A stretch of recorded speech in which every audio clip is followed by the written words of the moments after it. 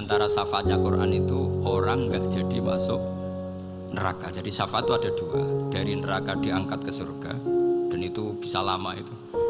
Tapi kalau syafaatnya Quran itu yang belum masuk neraka supaya nggak jadi masuk neraka. Karena neraka juga punya aturan, dia juga kena aturan fikih. Jadi, loh betul ini, saya ada guyon. Jadi kena konstitusi apa? Fikih. Sama tak ceritani syafaatnya Quran itu ada orang tuh beling itu fasik. Itu dia hafal surat Tabarok. Hafal betul. Tabarakalladzi biyadihil mulku wa huwa ala kulli syai'in qadir alladzi khalaqal mauta wal hayata.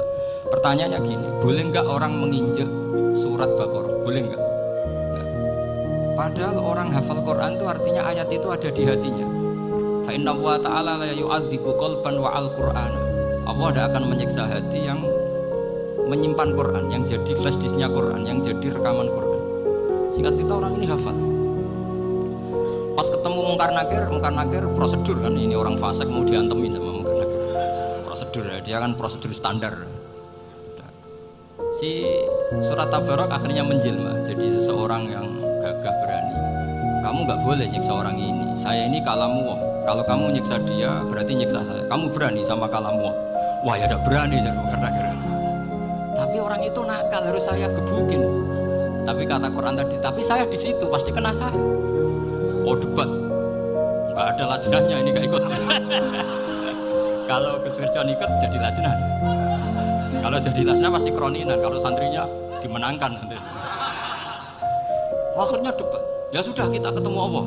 Akhirnya Mungkar Nakir sama Quran tadi surat Tabarok datang sowan sama Allah. Terus kata Allah, memangnya kenapa Mungkar Nakir? Saya harus nyiksa dia karena dia fasik ya Allah. Memangnya kenapa surat Tabarok?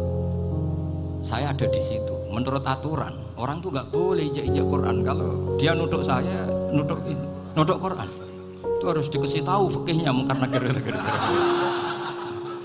Akhirnya Allah ngendikan gini ke surat Tabarok, ya sudah terserah kamu. Kalau terserah kula Gusti, Mungkar Nakir nggak boleh nyentuh orang ini. Ya sudah selamat. Sehingga terus itu sama baca di termasuk mukjizatnya surat Tabarok di tafsir Ibnu Katsir banyak. Karena tadi logikanya malaikat itu juga kena aturan fikih. Sehingga banyak ulama termasuk Said Muhammad ngendikan pertanyaan Mungkar Nakir itu tidak semua orang kena. Kalau semua orang kena nanti kalau tanya Nabi Muhammad, waman nabiyuka? Kacau kan jamnya. Nabi kamu siapa? Saya ini nabi. Ya kan? Nah nanti kalau pas ketemu Nabi Ibrahim, waman abuka? Jadi repot kan? Makanya ada kiai yang guyon kalau ditanya, merebuka, saya ini guru tauhid sebenarnya. Saya ini ngajar Ummul Barohin, kamu tanya merebuka. Masyhur itu keramatnya Imam Malik itu. Ada Ashabu Malik, rajulun min ashabi Malik. Beliau ditanya Mungkar Nakir merebuka menabiuka. Imam Malik datang, ini seumur-umurnya itu ngajar tauhid. Kamu gede itu enggak sopan kamu. Nah, kita berharap barokah sampean ngaji nanti itu. Malaikat itu anak sungkane itu. Jadi itu. Dan saya meskipun guyon itu serius. Bedanya orang alim sama ndak itu di situ. Kalau orang alim itu guyon itu masih benar, masih serius. Coba saya bacakan ayatnya. Ala inna auliya Allahi la khaufun alaihim wa lahum yahzanun. Terus lahumul busyra fil hayatid dunya fil akhirah. Artinya kalau Mungkar Nakir dengan penampilan garang gitu, berarti ada ketakutan apa enggak? Ada. Padahal ciri utama walinya Allah tidak ada ketakutan. Makanya itu termasuk dalilnya Sayyid Muhammad, tidak semua orang alami seperti itu karena wali-wali itu la khaufun alaihim wa lahum yahzanun. Wah anak kiai Mungkar Nakir cuk tidur pedek. Iku dresege ora kok pertanyaan itu nak konan santri piye. Lho isen wis kiai dihanjuti Mungkar Nakir. Malu gak kira-kira? Mesti plengakane konan santri piye. Nah jawabannya gampang karena pernah ngajar tauhid. Makanya Sayyidina Ali ini cerita ini ada di kitab Nurul Dzolam. Sama lihat di kitab Nurul Dzolam karangannya Syekh Nawawi Bantu. Itu Sayyidina Ali itu ya, andikan orang biasa mungkin ya agak hasut, tapi ini wali gak boleh kamu katakan hasut. Dia itu mangkal sama Umar. Orang kok setiap orang pernah dibentak. Apa dia berani bentak Mungkar Nakir? Penasaran dia. Bagaimana kerengnya Umar itu berlanjut enggak gitu kira-kira. Akhirnya minta ya Allah saya minta kasyaf. Ya karena yang minta Sayyidina Ali karena mau wajah dituruti sama Kasuf. Dilihat Sayyidina Umar pas meninggal itu. Jadi hasud itu ya kadang penting asal baik. Loh betul, bahasa Kanjeng Nabi kadang la hasada illa fisnaten. Itu Nabi bahasakan ya hasad. Gus Verson saja yang nafsirkan ghobtoh itu kan gaya-gayanan sebagai ulama. Aslinya Nabi ngendikannya itu la hasada illa fisnaten. Ulama yang ganti itu namanya ghobtoh. Wong Nabi sendiri nyebut hasad kok kamu tafsiri ghobtoh. Ya hasad ya hasad. Udah enggak usah ditawil-tawil pokoknya gitu. Kalau sama nggak percaya nggak apa-apa. Gitu aja kok repot. Karena sama nggak percaya kemungkinannya dua. Satu nggak ngerti. Dua sama-sama alim. Kan dari awal kalau sama-sama alim kan laisa li alimin ayuqallida aliman akhir. Kita nggak perlu saling mengikuti. Ngapain hasud? Biasa aja. Akhirnya Sayyidina Ali kasih. Pas Umar bangun, setelah mati kan bangun, setelah meninggal bangun. Mungkar Nakir datang dengan perang yang sangat garang. Itu digambarkan Sayyidina Ali matanya itu kal kidril ghali. Kayak apa? Kendil yang apa? Menganga. Wah, seru. Sayyidina Ali senang, paling takut ini Umar. Senangnya bukan main, wah ini mesti takut Umar. Biasa. Ternyata enggak, Umar malah bangkit. Wah, Mungkar Nakir. Kamu tahu menghadapi siapa?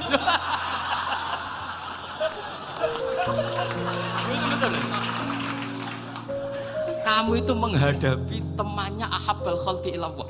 Yang diandalkan temannya bukan dia. Kamu tahu yang kamu hadapi, saya ini teman kekasihnya Allah. Jadi boleh kamu mengandalkan Mbak Virjon. Tapi nanti resikonya Mungkar Nakir tanya, itu Virjon siapa? Wah itu masalah kan. Makanya syaratnya wali itu harus ma'rufun fis sama. Di langit sudah populer.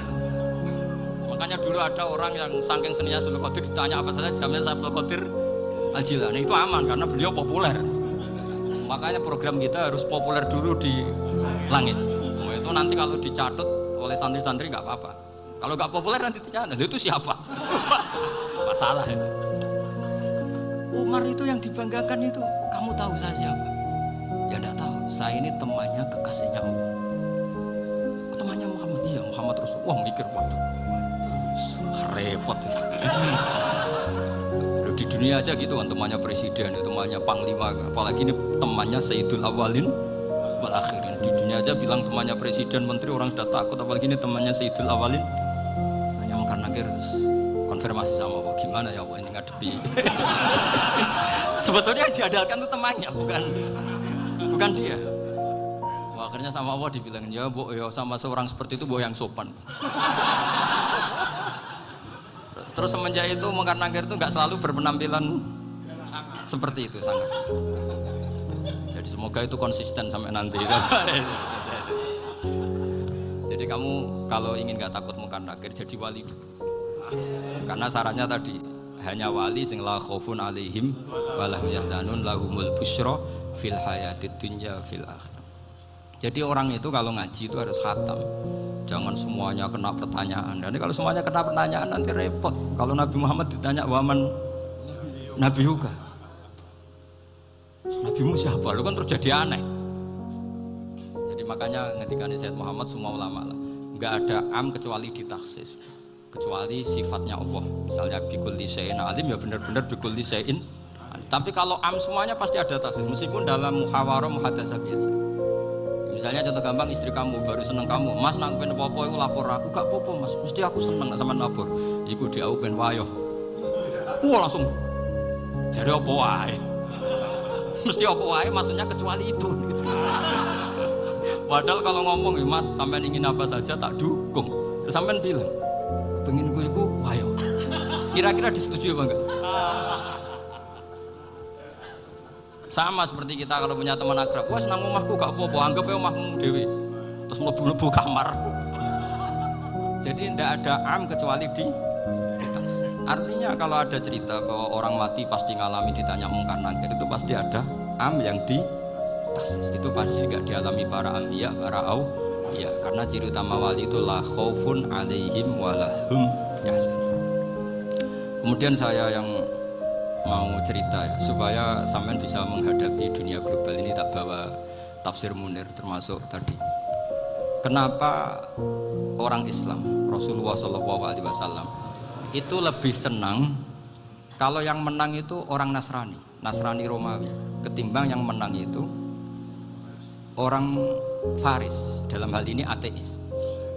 Karena orang ateis itu lebih ngeri. Sebetulnya beberapa penemuan sains terutama di ilmu medis itu orang Amerika, kayak cloning.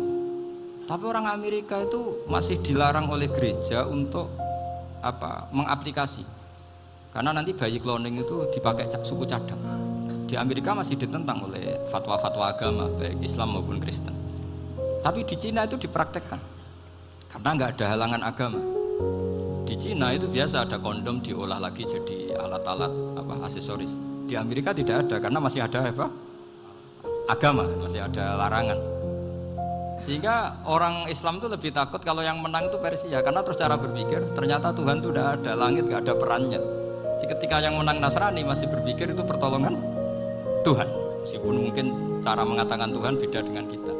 Tapi ada satu kesamaan bahwa kekuatan samawi itu ada.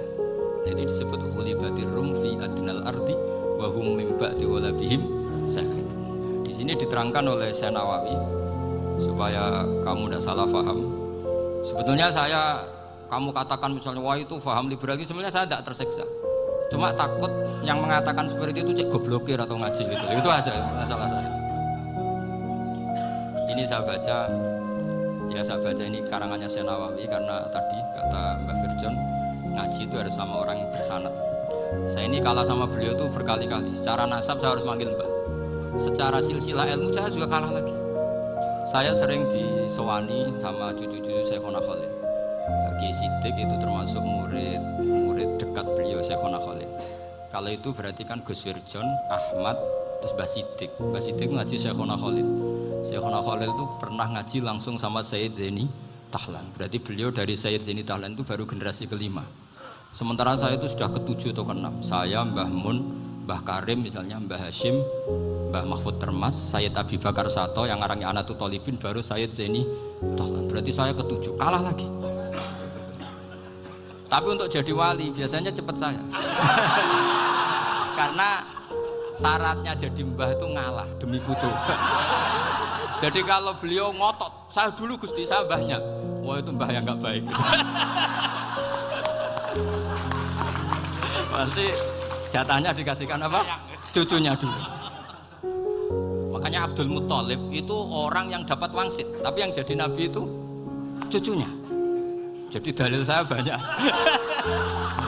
Sebenarnya Abdul Muthalib itu sudah sering dapat wangsit. Karena saya bahasakan wahyu, Nabi yang protes, enggak Nabi kok dapat wahyu. Tapi sebetulnya Abdul Muthalib itu masyhur. Kalimat-kalimatnya menunjukkan bahwa beliau itu sudah dapat wahyu kalau nanti cucunya itu jadi Nabi. Makanya senangnya bukan main Abdul Muthalib sama Rasulullah. Putu seneng, mbah seneng putu. Jadi mungkin, jadi sampean enggak usah protes, Bro. Yang jadi wali kok cucunya. Betul. Dulu Mbah Hamid Pasuruan itu kalau Mbah Ahmad Siddiq ke sana, Mbah Hamid Pasuruan kalau manggil Mbah Ahmad Siddiq itu paman. Tapi pamannya minta ijazah ke ponaan. Apa ya gara-gara itu memang. Kalau itu masih berlaku apa? Ngalah tadi. Kayaknya masih apa? Hewannya masih. Karena melihat tren-tren langit masih gitu kayaknya masih. Masih. Ya. Tapi banyak tetap dapat jatah, tenang saja. Tapi memang sebaiknya mbah itu lego. Rasulullah Muhammad SAW itu terkenal min dzurriyyati Ibrahim. Tapi kata Rasulullah, ana dakwatu Ibrahim wa bisyaratu Isa. Aku nganti ngene iki barokah dongane Nabi siapa? Ibrahim. Jadi dongane Nabi Ibrahim ya tiba teng putu. Jadi banyak bukti bahwa jatuhnya ke putu. Tadi saya di kamar sama beliau berduaan. Nih Mbah sing dadi wali di sini, aku webak. Cocokan tadi. Nah kenapa saya akhir-akhir ini gulirkan daftar wali? Kenapa? Saya ini resah ya, orang sudah ingin dicintai pejabat, dicintai tetangga, dicintai teman. Tapi kadang-kadang orang lupa lagi dicintai apa? Makanya saya meskipun guyon, tapi ini amdan bukan sahwan. Supaya orang punya cita-cita lagi jadi wali, ingin dicintai Allah. Kita ini terlalu lama ingin dicintai makhluk. Mbok ya naik kelas sedikit. ingin dicintai Allah Subhanahu wa Ta'ala. Meskipun saya guyon, tapi tadi guyon saya tuh lebih serius ketimbang serius Anda. Karena tak pikir. Saya tuh kalau pergi itu seneng ngebis, bukan karena saya tidak punya mobil, tapi saya sering mau butuh itu supaya gak diganggu. Karena saya tuh harus punya waktu sendiri. Kalau ngebis kan ketemu orang gak kenal, tapi sekarang ya agak susah, banyak yang kenal. Dan susahnya lagi gak minta ijazah, minta foto. Aduh. Terus repot tuh. Mau dibenci itu umatnya Rasulullah Shallallahu Alaihi Wasallam. Mau disetujui itu sanatnya mana? Kalau ketemu orang alim minta apa? Foto. Itu nggak ada sanatnya. Nggak tahu saya itu mazhab dari mana itu. Ya mazhab milenial yang jelas itu kan. Ini tak baca ya biar dapat. Karena ini kenangan saya sama Mbak Ahmad Siddiq. Saya masih ingat betul beliau ngisi kholnya Mbak Abdullah bin Umar, berarti abahnya Pak Hamid. Karena mbak saya itu Fatimah binti Khalid bin Umar. Kalau Mbak Hamid itu Hamid bin Abdullah bin Umar. Itu saya masih ingat betul zaman itu Pak Hamid setiap khol di Lasem itu rawuh dan saya derek mbah saya karena masih misanan datang ke Lasem. Itu beliau pas itu ngisi sama Mbah Mun. Mbah Mun masih muda, Ki Ahmad Siddiq sepuh senior. Itu beliau cerita bahwa dulu ketika Indonesia dijajah Jepang itu para kiai mimpi dibacakan ayat Ghulibatir Rum fi adnal ardi wa hum min ba'di ghalabihim. Terus ada kiai yang tanya, takwilannya gimana? Ya nanti Jepang pulang bukan karena kita yang mengalahkan, tapi Jepang ada yang mengalahkan sendiri, meskipun tidak kita. Kayak dulu Faris tidak dikalahkan Islam tapi dikalahkan Romawi, tapi yang senang umat Islam. Wa yauma idzi yafrahul mu'min. Itu luar biasa ulama-ulama kita. Delalah kejadiannya Indonesia seperti itu. Yaitu kita tidak mengalahkan Jepang, tapi Jepang pulang sendiri karena dikalahkan apa? Sekutu. Ya ini saya baca. Ini tidak usah dicek bacanya benar apa enggak, sudah aman apa? Aman. Karena kalau saya salah itu ya sengaja. Artinya ya sengaja saja. Ya biasa maksudnya. Saya kemarin ngisi di Pondok Peloso, di Pondok Al Munawir Jogja. Salah itu ada dua, ada salah memang benar-benar salah, itu nggak apa-apa bisa dimaafkan karena mesti sangke wong goblok salah yang terus itu. Ada salah bawaan ilmu itu repot tuh dan ini karena misalnya kita yang biasa belajar qiraah sabah wayah sibuhu mesti diulang lagi wayah sabuhu karena qiraahnya Imam Asim itu hasibah yah sabu bi fathis sin, sementara kita kalau ngaji kitab kulino yahsibu. Sehingga kita yang biasa belajar sabah itu kalau baca kitab itu kayak orang bingung. Kadang-kadang yang ngaji juga bingung, Gus Pak mau di bulan piling, ya tepat-tepatan. Ada yang mengatakan Gus Pak bingung, ada yang mengatakan Gus Pak alim alamah, ya tepat-tepatan nasib itu. Karena memang ya sab'ah memang seperti itu. Misalnya kufuan itu Imam Asim baca kufuan. Tapi beliau punya murid namanya Syu'bah, itu kalau baca kufan. Makanya kita itu, ini kan khataman Quran ya, jadi saya menyinggung sedikit tentang qiraah sab'ah. Tadi beliau juga sudah tak kasih kitab Sahih Hifdzunal Ya dan Mushaf. Sama tak ajari latihan sapa, memang angel ya. Makanya yang nggak bisa itu wong pinter. Sudah tahu angel ya nggak usah diteruskan kan. Orang menghindari barang angel itu pinter apa goblok? Pinter. Berarti wong goblok pinter. Saya tuh makanya sama orang goblok tuh respect. Jadi orang alim tuh angel apa gampang? Angel. Menghindari barang angel pinter apa goblok? Loh, orang menghindari barang angel pinter apa goblok? Pinter. Berarti wong goblok pinter. Jadi saya sama orang-orang goblok itu respect. Sudah tahu jadi orang alim angel ya barang angel ya harus dihindari. Makanya saya ini insya Allah umatnya Nabi yang termasuk yang terbaik. Amin. Karena mencintai umatnya Nabi termasuk yang goblok. Itu tidak gampang itu. Karena tadi sudah tahu ya. Seperti itu loh orang naik panjat pinang itu yang naik karena ingin hadiah. Yang nonton sudah tahu, wah licin kok dinaikin mau keplok ya. Tapi orang sepakat yang nonton juga pinter karena sudah tahu ribet kok. Tukun yang pasar kena tahu apa mana. Sama juga gitu. Ngalim tafsir angel, ngalim fikih angel. Tapi karek ngaji ngerekam kan gampang. Itu pinter apa goblok? Pinter. Iya. Makanya kula niku mbok burohno ngono tok. Saya tadi dinasihati Mbak Virjon, muga-muga hati saya selamat.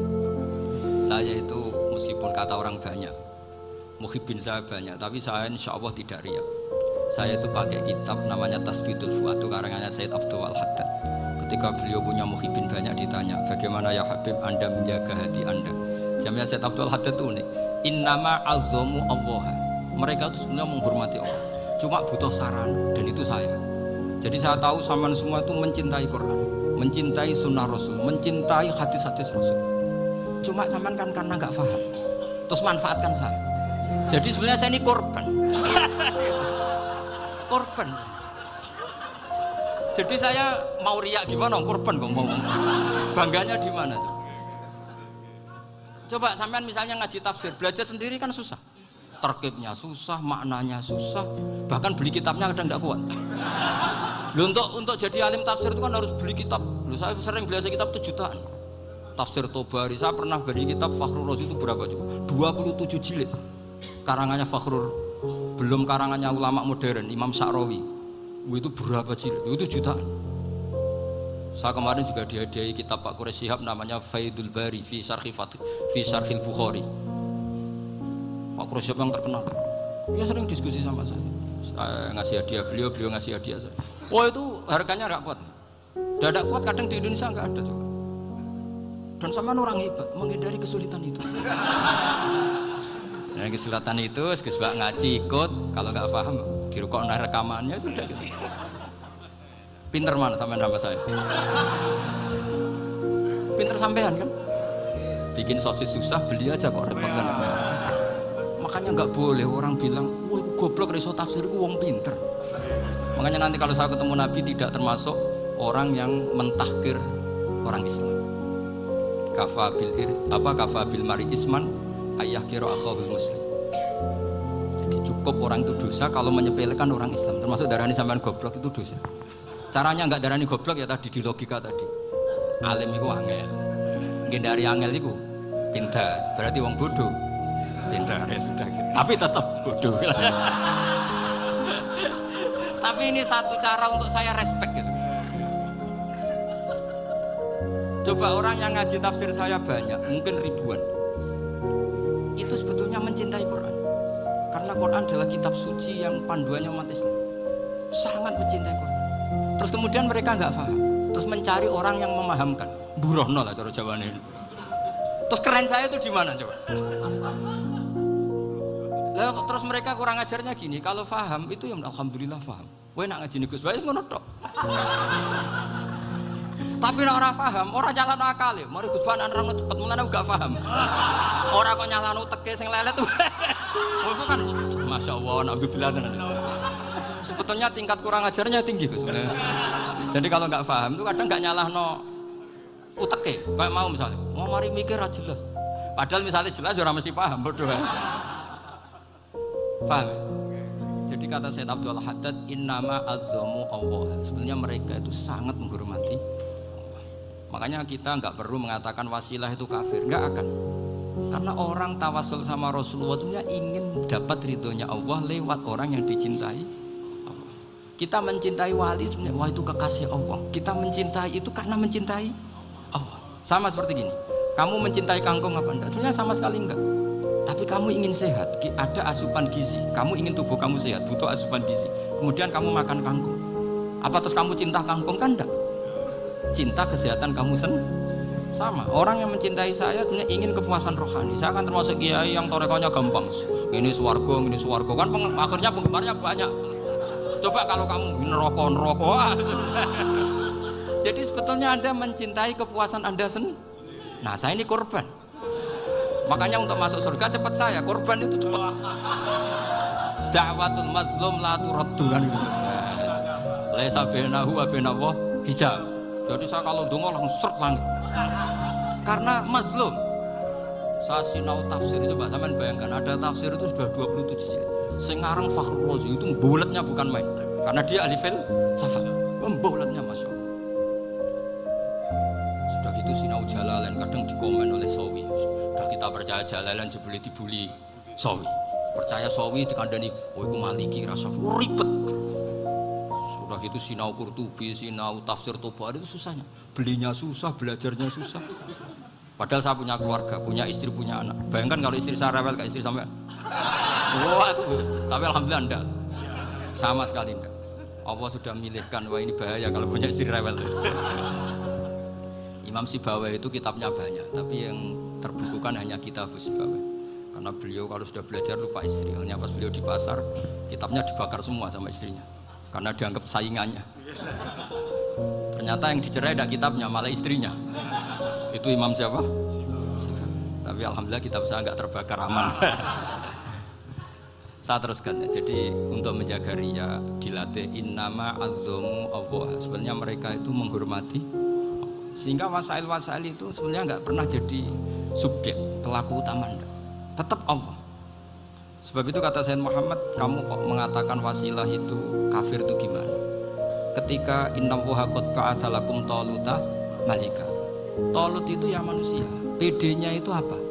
Inna ayata mulkihi ayyatiyakumud tabut fihi sakinatum min rabbikum wa baqiyatum mimma taraka alu Musa wa alu Haruna tahmiluhul malaika. Jadi beliau PD itu kalau bawa sunduk semacam peti sakti, sing di situ ada baqiyatum mimma taraka alu Musa wa alu Haruna tahmiluhul malaika. Ya kayak semacam jimat. Tapi saya bukan mensyariatkan jimat enggak, karena nanti banyak penjual yang pembohong juga gitu loh.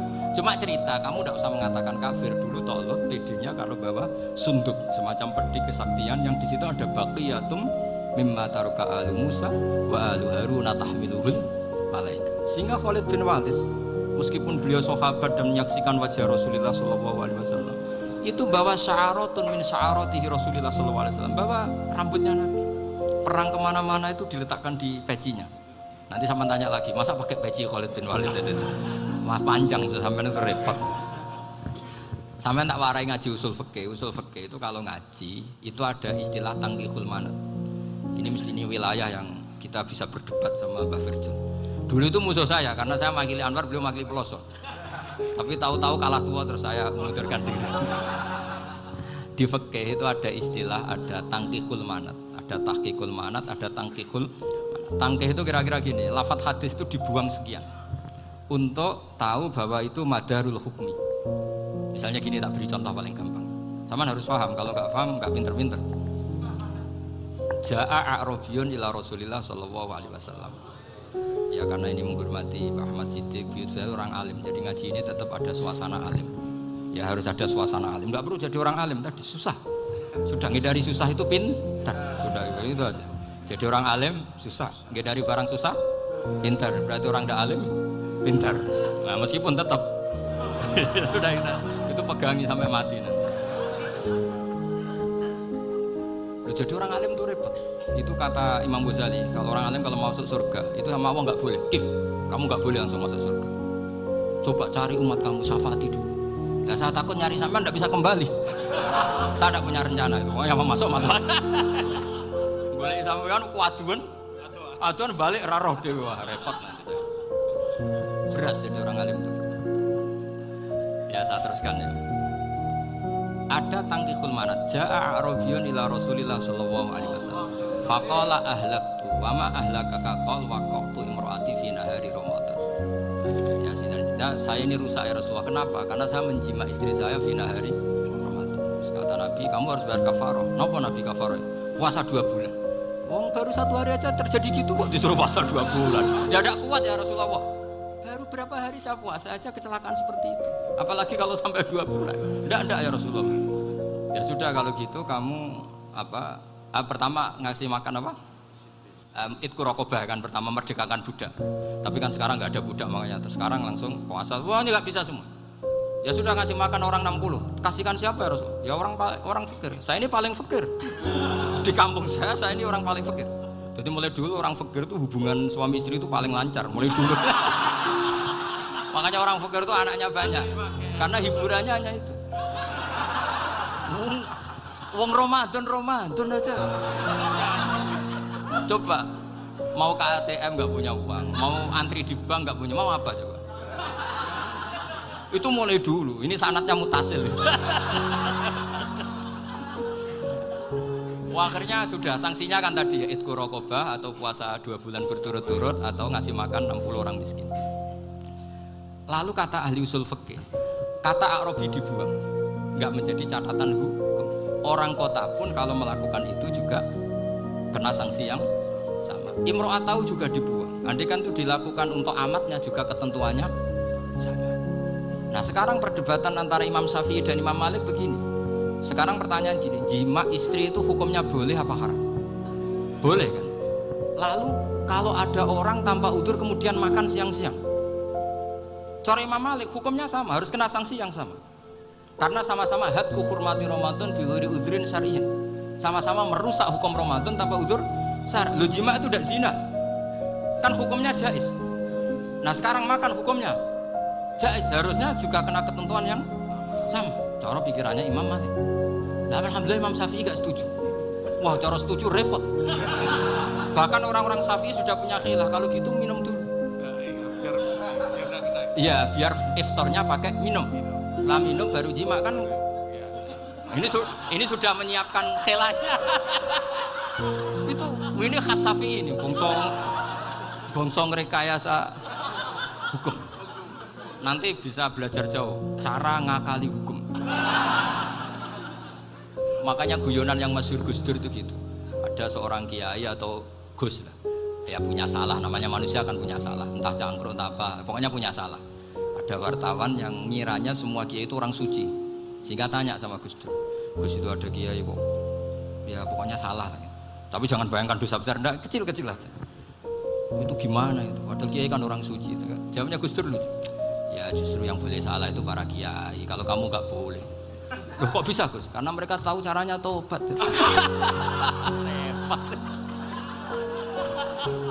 Kalau kamu nggak tahu caranya, sama pelanggaran hukum itu ya harus pakar-pakar hukum. Itu yang tahu caranya rekayasa. Kalau kamu ya kena pasal kan. Jadi kamu jangan niru saya ini punya sekian cara untuk pembuktian. Nah itu namanya khilaf. Makanya kata Sayyid Muhammad, kamu tidak usah anti khilaf. Karena Abu Hanifah itu membolehkan khilaf. Kita abul khiyal. Yang penting kamu soleh dulu. Setelah soleh nanti Allah maklumi. Soleh dulu, syaratnya soleh dulu. Kalau tidak soleh jangan. Contohnya gini, ada orang mau puasa lemes sekali, mau makan. Gampang. Kalau langsung makan kan kayak hadku hormati Ramadan bighairi udzrin syar'iyyin. Aku langsung mau jember asuhan Mbah Firjo. Sudah status saya Pak, musafir. Ya sudah, berangkat aja sampai Tuban makan. Nanti kalau nggak jadi ya nggak apa-apa sudah. Kan mulai pergi sudah musafir. Saya tidak tahu nanti malaikat tertarik gebuki nggak tahu. Tapi itu ada khilaf, asal soleh. Karena kata Sayyid Muhammad dan semua kitab mengatakan itu. Kalau sama nggak tahu ya kebablasan. Nabi Ayub, yang terkenal Gudiken itu siapa? Ayub ya. Itu yang Israiliyatnya kan seru. Gudiken dikukur bek kreweng itu terlalu lah kalau itu. Untuk kreweng konti, orang Arab orang kreweng itu sudah masalah itu. Singkat cerita, Nabi Ayub ketika diasingkan kaumnya itu kan nggak punya sumber makanan. Nah, orang lelaki itu mulai dulu egois. Istrinya Nabi Ayub itu cantik sekali, udah cantik, rambutnya bagus. Makanya kamu nggak usah tanya kenapa istrinya Kiai banyak yang cantik. Ya, nah, warasatul anbiya nggak boleh gitu. Kalau nggak cantik ya warasatul anbiya dari segi balak. Istrinya Nabi itu semuanya cantik. Nggak usah tanya sebabnya apa, pokoknya gitu, semuanya cantik. Singkat cerita, beberapa kali istrinya Nabi Ayub itu kerja demi bisa nafkahi Nabi siapa? Suatu saat itu tidak ada pekerjaan yang cukup untuk beli roti. Satu-satunya peluang dapat rezeki itu putrinya raja itu rambutnya berondoli. Terus ada sayembara siapa yang rambutnya bagus mau dibeli. Sampai rambutnya istrinya Nabi Ayub itu dijual. Nabi Ayub tersinggung karena itu mengurangi kecantikan. Jadi lelaki mulai dulu gitu. Udah nggak urun kalau istrinya nggak cantik itu komplain. Itu khasnya lelaki. Jadi kalau kamu gitu ada sanatnya juga, tenang saja ya. Komplain ya begawan itu. Saking mangkelnya Nabi Ayub terus ngendikan la adriban naki mi'ata sautin. Kamu akan saya pukuli dengan mi'ata sautin atau dengan 100 jambuan. Atau mi'ata dikhfin atau mi'ata apalah sesuai konteks zaman itu. Engko namun pecut tuku konti kok ribet lagi. Singkat cerita akhirnya ketahuan bahwa istrinya menjual itu demi Nabi Ayub. Allah nggak ridho kalau kekasihnya yaitu istrinya Nabi Ayub wis perjuangan kayak gitu malah kena hukuman. Tapi Allah juga nggak ingin kekasihnya yang bernama Ayub melanggar sumpah. Padahal beliau sudah sumpah, wallahi demi Allah nanti tak pukul dengan 100 kali. 100 kali dengan lidi lah misalnya, contoh yang gampang tuh lidi. Akhirnya sama Allah dikasih satu solusi. Wa khud biyadika dikhtan fadrib bihi wala tahnas. Ya sudah, lidi itu ikat jumlahnya 100. Terus pukul sekali saja. Anggap saja sudah 100. Iku pangeran sing wari ngakali ngono iku pangeran. Tapi syaratnya soleh. Syaratnya soleh. Jadi kalau kamu anti khilaf berarti anti ajarannya Allah di ayat itu. Wa khud biyadika dikhtan fadrib bihi wala tahnas. Itu dulu ada, ini cerita di Ithaf. Ini cerita terakhir. Ini sudah sama jangan nama sudah. Terus pengumuman tadi yang nggak pernah sepuh ngutang saya itu haram. Karena tadi saya punya kewajiban di rumah yang bisa menggugurkan ya kewajiban yang lebih besar. Lebih besar itu ya tadi bisa pernah guru, pernah sepuh. Yang jelas gak umur. Umur sampean menang kabeh tuh. Tua-tua yang serepot itu. Ada raja itu ganteng kaya, senengannya nikah perawan cantik. Itu semua kampung mesti kenal. Mungkin digilir atau gimana pokoknya. Suatu saat ada pemuda suka sama perempuan yang di kampungnya, cantik sekali. Kemudian pemuda ini ternyata pekerja di kerajaan itu. Tiap hari ditanya, wah itu yang di kamu yang cantik siapa? Mau saya nikahin gitu. Wah bahaya, ini saingannya raja. Jadi yang dibidik pemuda tadi itu saingannya. Si raja ini orang yang namanya raja kan gengsinya tinggi. Kaifatang kihuha wa qad ra'aitu qad qabbalaha rajul. Kok mbok nikah piye? Saya tuh pernah melihat dicium lelaki. Wah gak mau. Gak gelem kadung ditambung lan wa qad qabbalaha rajul. Saya pernah melihat sendiri qabbalaha rajul, dicium oleh lelaki. Wah sudah gak minat raja langsung gak keren. Suatu saat pemuda tadi nikahi perempuan itu. Rajanya marah-marah, kamu lelaki gak punya harga diri gini. Gak punya selera, gak punya harga diri, sudah pernah dicium orang kok tetap dinikah. Bilang ke raja, ta'rif manir rajul, lelaki itu siapa? Abuha. Kamu tahu lelaki itu siapa? Sopo? Abuha. Bapaknya. Saya kan hanya bilang rajulun. Pernah dicium lelaki. Lah pikirannya raja itu lelaki ya kue-kue ngene iki. Tapi butuhnya canom mau rojo ben gak sido itu aja tuh. Baru kayak digulirkan gitu, wakot kebalah rojulun. Wah nggak mau. Setelah itu suatu saat pegawainya tadi nikahi perempuan. Kamu nggak punya harga diri gini. Kamu tahu mandir rojul apa abuha? Wah nak ngono aku gak popo. Lah monggo sakniki wis bojo kula. Ora trimo wis diambung wis macam-macam. Lah itu namanya khilah. Apa? Khilah. Kalau di balaghah disebut tauriyah atau apa. Tapi saya tidak ngajari sampean seperti itu. Sudah pinter sebelum saya ajarin. Bangsa ngakali kan sudah pinter. Ya ini terakhir tak baca Arabnya saja nanti. Bismillahirrahmanirrahim. Biar dapat barokahnya Syekh Nawawi juga barokahnya guru-guru. Bismillahirrahmanirrahim. Wasababu nuzuli hadil ayati annahu kana baina farisa war rumi qitalun wa kana al musyrikuuna yawadduna antaghliba farisu ar-ruma li anna farisa kanu majusiyan ummiyin wal muslimuna yawadduna ghalabatar rum ala faris liqaunihim ahla kitabin. Jadi zaman dulu orang Islam lebih senang kalau yang menang itu orang Nasrani. Kalau bandingannya ateis, karena bagaimanapun percaya kekuatan langit. Sementara orang ateis sama sekali tidak percaya kekuatan. Apapun bedanya kita dengan Nasrani itu ada kesamaan, yaitu percaya adanya kekuatan langit. Sehingga ketika orang Romawi kalah itu orang Islam ikut susah. Paham ya? Makanya ini tak baca biar sampean enggak macam-macam pikirannya. Fa'fa Kisra saat terusnya, ya pokoknya seperti itu. Akhirnya Rasulullah SAW berdoa lebih senang yang menang itu Rom karena ahli kitab. Artinya apa? Kemenangan ahli kitab adalah kemenangan makhluk atau hamba Allah yang mentautkan kekuatan kita di bumi dengan kekuatan langit. Makanya saya berharap selain kita ikhtiar medis, kita harus memperbanyak istighfar. Bagaimanapun semua itu dari Allah Subhanahu wa Ta'ala. Kita menghormati negara dengan ikhtiarnya, tapi saya mohon sekali kita juga istighfar, karena semua itu juga ditentukan oleh Allah, oleh langit. Ya, saya kira demikian. Assalamualaikum warahmatullahi wabarakatuh.